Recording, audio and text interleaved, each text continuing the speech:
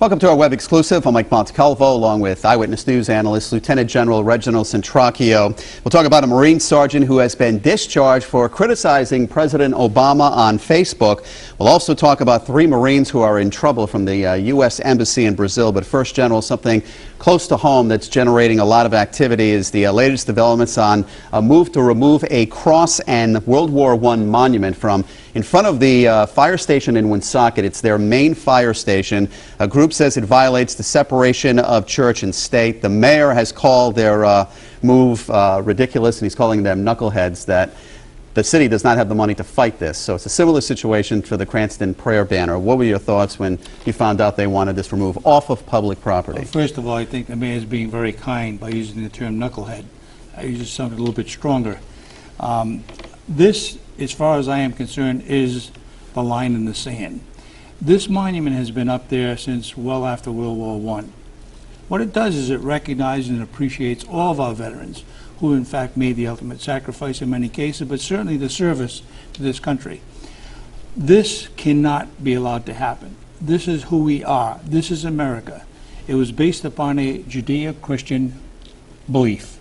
And this is an effort, I believe, on an obscure group to try to erase all of this from our culture and who we are as Americans.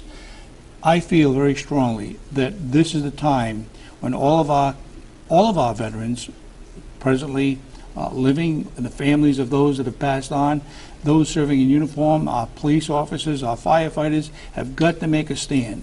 I recognize too, it's a matter of money, and I do believe that the communities across the nation are being targeted by these several groups because of the financial constraints that they see them in. Otherwise, they wouldn't be looking at low-hanging fruit. So this is an area that we need to stop right now.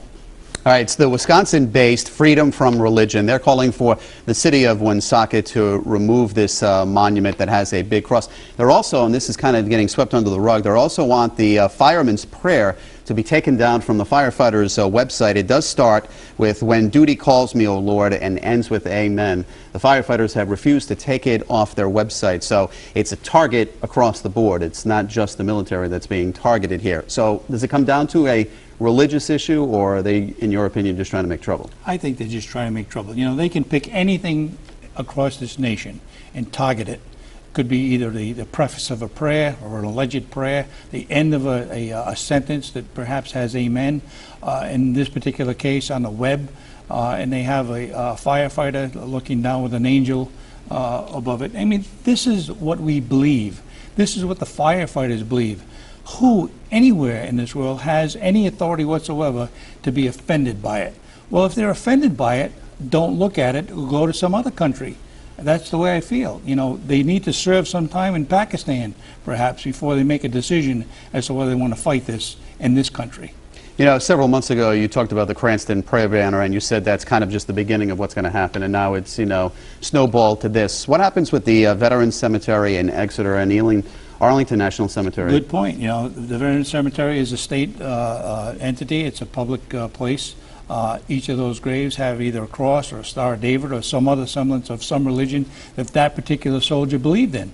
It's for that soldier and that family to make the decision, not some obscure organization hundreds of miles away from here, or anyone for that matter, to say it's not appropriate to have that because I'm offended. Well, if you're offended, don't go there. It's the family and the soldier that's in that grave to make that decision, no one else. So they're looking at, let's say, the city of Woonsocket that's on the verge of bankruptcy, looking at maybe other communities around the country, as opposed to the Exeter Cemetery where they possibly could generate enough cash to fight that. Do you think they're looking at communities like that? I'm positive of it. I mean, there's been a track record. Look at Cranston. They knew that. There was no way that Cranston was going to fight that. They had a pretty good inkling, and as it turned out, Cranston's in debt for $150,000 to pay some kind of fee for that whole process.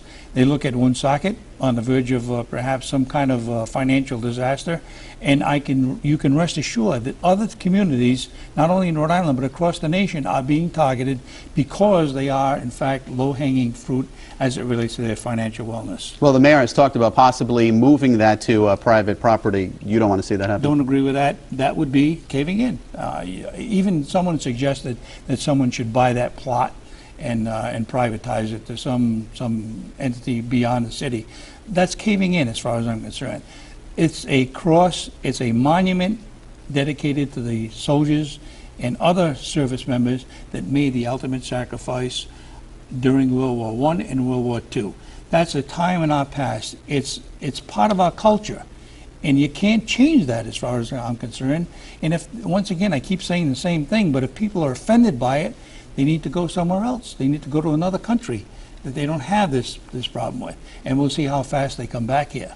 When or does the military, the Pentagon, even the president voice their opinion about not just this memorial in Woonsocket, but this whole issue that's going on? Because obviously if they win this issue in Woonsocket, it's going to snowball across the country. Absolutely. I think the president would be hard-pressed to make any comment.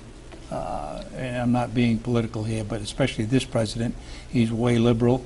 I think he looks at the things on that side of the ledger. But I think as far as the Pentagon is concerned and other agencies... Yeah, like Leon Panetta, what do you want to hear him say? You know, I want to hear him say, these are soldiers that made the ultimate sacrifice. They're there as a matter of being on hallowed ground. This is America. This is what we do to our veterans. We take care of them. We remember them. George Washington said it many years ago, in 1781, in fact. He said, and I paraphrase it, if we don't take care of our veterans and remember them appropriately, we can't possibly expect to raise future armies to defend this thing we call freedom.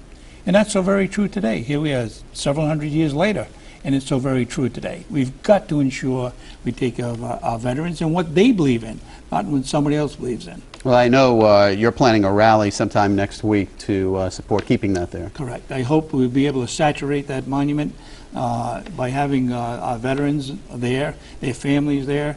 Certainly, as you pointed out, it goes beyond the military and the veterans. It goes to the police and the fire departments and their particular credo they have on their website. This is who we are. There's an attack upon our culture, and this is the time to draw that line and make sure it doesn't go beyond that line. And of course, we will stay on top of the story. Moving on, General, a Marine sergeant has been discharged. It is not an honorable discharge for criticizing President Barack Obama on Facebook. It violates Pentagon policy limiting speech of service members. The Marine said he has the right to free speech, and he doesn't understand why he is being discharged from the Marines. Well, you know, I concur with his thinking. He has the right to freedom of speech. And that's what he's in the uniform to protect. But in the military, there are rules. There is a different protocol. You come under a different set of criterion as it relates to what you can say and who you can say it about. The president, whoever he or she may be, is the commander-in-chief. Policy in the Pentagon is that you cannot and will not violate the loyalty to that commander. You have avenues to do this within the military. It's called Inspector General's complaints process and so on. But you do not have the authority, and rightly so, to be able to criticize a commander or the commander-in-chief publicly. That's not what the military is about. Otherwise, you'd lose all kind of semblance of law and order within the military itself. Now, because of this discharge, does a soldier like this or any other lose all his benefits at this point? If it's a less than honorable discharge, most likely yes. So that's the consequences that he's facing. Yes. The Pentagon has suspended a course for military officers that officials say contained inflammatory material against Islam. It basically, they said that they are against the United States, obviously is against terrorists and not Islam. And Leon Panetta thought that course was going the other way, kind of showing that the United States was against Islam, and he did not want to continue. You agree with that? He's right, yes. This country has never been against Islam. It's against the radical Islam. And I think, you know, I'm trying to draw an analogy that perhaps we could better understand as we relate to what we say and how we're heard. When you talk about being against Islam, that's obviously wrong. When you talk about radical Islam and they use it for the purpose of conducting terrorism, that's one thing. The same thing applies to aliens, illegal aliens. No one is against aliens. My grandfather was an alien coming to this country, but he became a citizen. He did it the right way. Illegal, undocumented aliens are what we talk about. So Islam, aliens, radical Islam, illegal aliens are the same category as it relates to how we say it and what we mean by it. And finally, before we run out of time, General, is there some type of an agreement that we're getting close to between Afghanistan and the United States when the whole pullout's going to happen? It's been penciled in by the operators, so to speak, but it's not ready for either President Karzai or Obama to sign because it has eliminated to some extent some critical areas by actually delineating what does it mean as far as responsibility is concerned of the United States after we withdraw our combat troops in 2014. That's the part that's not clear, and I think that's probably going to be an area of contention over the next several weeks before either president signs that agreement. You know, we've talked about for weeks now, it's really not been a campaign issue in the Republican primary, but now it seems like it's flushing out that Mitt Romney is going to take this thing. It'll be Romney against Obama. Will you hear more of it, especially now with 3 more Marines on a U.S. Embassy security team being, removed from their duties because they allegedly pushed a prostitute out of a car in Brazil? This is on top of the Secret Service scandal. Do you see somebody like Romney now starting to target that, or are we just going to stay focused on the economy? I think we'll stay focused on the economy, but this will certainly be a tangential issue. It's not going to go away. There'll be questions every time he's questioned from now, either one of the candidates questioned during their debates or somewhere along the campaign. It'll be a question that comes up. But I don't think it's going to be a significant focal point for either one. Certainly be a point of interest, but the economy will either make or break this president or elect a new president. And I think that's so very true as we saw it with Bush Sr. He was up in the 80s approval rate, and the economy is what took him down. Okay, General, thank you very much. And of course, we'll keep people updated on that rally that will take place in Woonsocket next Wednesday. Thanks.